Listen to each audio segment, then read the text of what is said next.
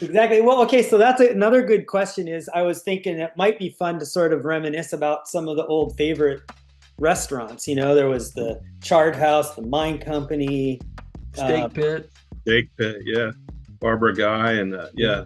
La Casina. La Casina was Yep. like the local Oh serious man. place. It was open the off season, the on season, Oh it's always man. busy. And always busy. And Yeah. and always with people you knew. You always knew when they were opening because they would play. I think it was Ravel's Bolero on the radio. Say, Casina is open.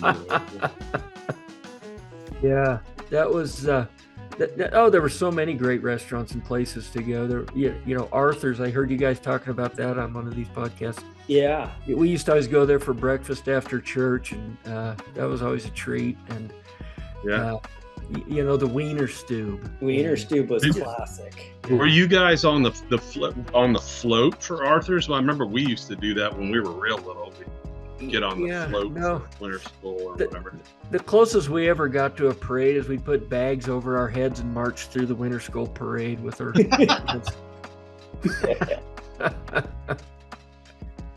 So maybe Roger, you'd be a good person to talk about this one. Then can you name some of the early Aspen clans like Moore, Marolt, Gerbaz, Stutzman? Are there other names that really contributed to the?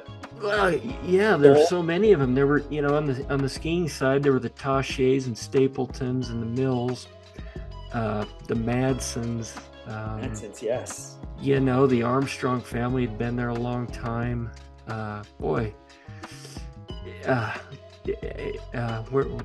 Zapansis.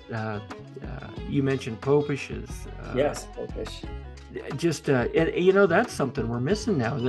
I think the longtime locals are a dying breed. No one's gonna stick around long enough to be a longtime local anymore. The generations are thinning out. So I think that's it sounds like I'm being arrogant when I say that, but I think any town that has such a generational history to it, once we lose that, then we're completely not what we were. There's no tradition being passed down, and that's one of the flaws, I think, with employee housing. And there are many flaws to employee housing, but that said, we need it just to keep some local flavor. But there's no opportunity for people to pass their affordable housing units to the next generation. It's just not deemed fair, and I get that. But we're losing that, and that's really a huge. It feels to me the community was all over the place in Aspen, whereas now it's pretty much refined to employee housing. Yeah, it really is, and that's a shame. And when we talk about losing community, that's what it is, and you try to explain that to someone who comes here today, and you can come from a lot of places today and end up in Aspen, and you just think it's the greatest place ever, and it is.